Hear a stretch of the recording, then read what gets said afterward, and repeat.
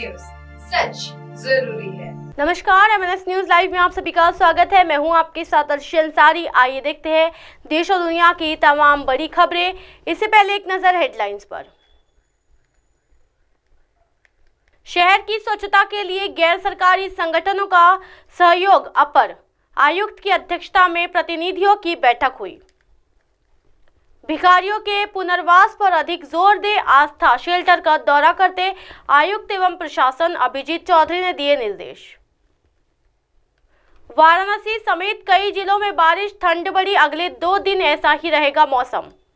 आइए देखते हैं खबरें विस्तार से। शहर की स्वच्छता के लिए गैर सरकारी संगठनों का सहयोग। अपर आयुक्त की अध्यक्षता में प्रतिनिधियों की बैठक हुई। स्वच्छ, सुंदर और स्वस्थ नागपुर को साकार करने के लिए नगर निगम कर्मचारियों के साथ शहर के नागरिकों की भागीदारी भी बहुत महत्वपूर्ण है। जी हां, शहर की स्वच्छता के संबंध में जन जागरूकता और नागरिकों की भागीदारी में स्थानीय क्षेत्र में काम करने वाले गैर सरकारी संगठनों की भूमिका महत्वपूर्ण है और इस गैर सरकारी संगठनों को शहर की स्वच्छता के लिए नगर निगम का समर्थन करना चाहिए। ऐसी अपील नगर निगम की अपर आयुक्त श्रीमती आंचल गोयल ने की है। नागपुर नगर निगम ने सोमवार यानी 12 तारीख को शहर के सभी गैर सरकारी संगठनों के प्रतिनिधियों को बैठक की। नगर निगम मुख्यालय डॉक्टर बैठक पंजाबराव देशमुख स्मृति स्थायी समिति सभागृह में आयोजित की गई। बैठक में अपर आयुक्त ने NGO के प्रतिनिधियों से बातचीत की। इस अवसर पर ठोस अपशिष्ट प्रबंधक विभाग के निदेशक डॉक्टर गजेंद्र महल्ले सहित सभी जोन के जोनल अधिकारी मौजूद रहे। बढ़ते अगली खबर की ओर। भिखारियों के पुनर्वास पर अधिक जोर दे। आस्था शेल्टर का दौरा करते आयुक्त एवं प्रशासन अभिजीत चौधरी ने दिए निर्देश। जी हां, नागपुर को भिखारी मुक्त शहर बनाने के लिए भिखारियों को समाज की मुख्यधारा में लाना जरूरी है। उनके समुचित निर्वासन की जरूरत है। भिखारियों के पुनर्वास पर अधिक जोर देने के निर्देश मनपा आयुक्त एवं प्रशासन डॉक्टर अभिजीत चौधरी ने सामाजिक विकास विभाग को दिया है। नागपुर नगर निगम द्वारा संचालित केंद्र सरकार प्रायोजित भिखारी व्यापक पुनर्वास परियोजना आस्था निवारगृह के आयुक्त और प्रशासन अभिजीत चौधरी ने सोमवार यानी 12 तारीख को दौरा किया। इस अवसर पर नगर निगम समाज कल्याण अधिकारी डॉक्टर रंजना लाडे, राष्ट्रीय शहरी आजीविका मिशिका प्रबंधक थी श्री विनय त्रिकोलवार, श्री आश्रय स्थल चलाने वाली सहयाद्री संस्था के परियोजना निदेशन प्रमोद खोबरागड़े, श्री देवेंद्र क्षीरसागर आश्रय अधीक्षक श्री गौतम नागरे, प्रबंधक शुभमन माकड़े, श्री राकेश घाटे, काउंसलर मनीषा डांबरे व अन्य उपस्थित थे।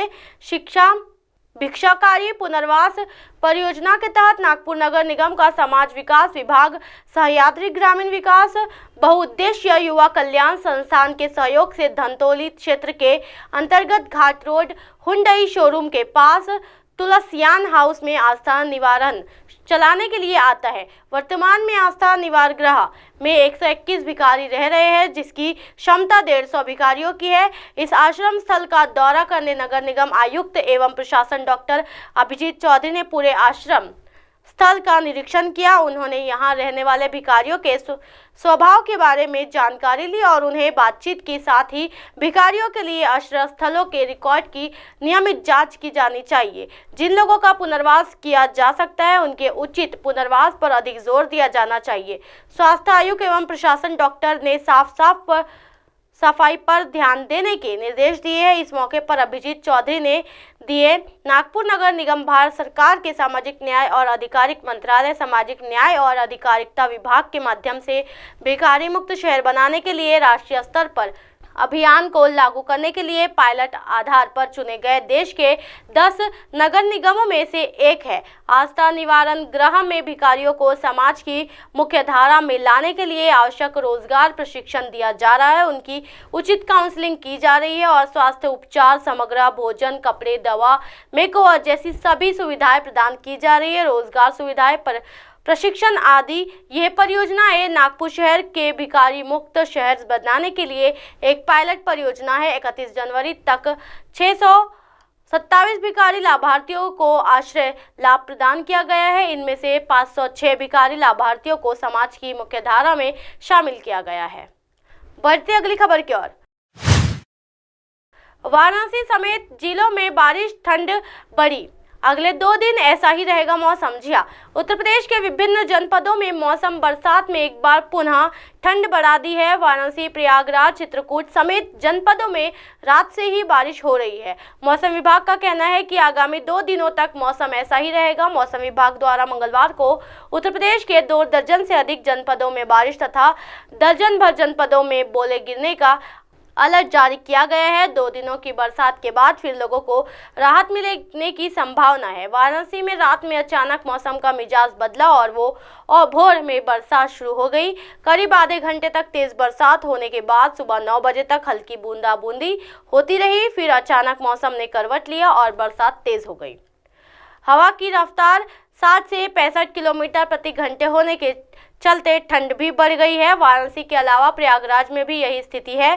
प्रयागराज में भी रात से ही मौसम का मिजाज बदला है और बरसात जारी है। वाराणसी और प्रयागराज दोनों जनपदों में कुछ जगह पर रुक रुक कर बरसात हो रही है। मौसम विभाग द्वारा जारी आंकड़ों की माने तो उत्तर प्रदेश के वाराणसी, सोनभद्र, सुल्तानपुर, मिर्जापुर, प्रयागराज, संत रविदास नगर, रायबरेली, ललितपुर, कानपुर नगर, मऊ, प्रतापगढ़, महोबा, कौशाम्बी, जौनपुर, हमीरपुर, गाजीपुर, फतेहपुर, चित्रकूट, जालौन, झांसी, आजमगढ़, बलिया, बांदा, चंदौली और अमेठी समेत उत्तर प्रदेश के कुल 25 जनपदों में आगामी 2 दिनों तक बरसात की संभावना जताई गई है। इसी तरह बांदा, गाजीपुर, जौनपुर, चित्रकूट, प्रयागराज, मिर्जापुर, संत रविदास नगर, सोनभद्र, कौशाम्बी, चंदौली और वाराणसी आदि जनपदों में ओले गिरने की संभावना जताई गई है। हालांकि चित्रकूट जनपद में देर रात ओले गिरे, जिसके चलते आसपास के जनपदों में भी ठंड बढ़ गई है। बात करें तापमान की तो 13 फरवरी को वाराणसी का न्यूनतम तापमान 15 डिग्री सेल्सियस और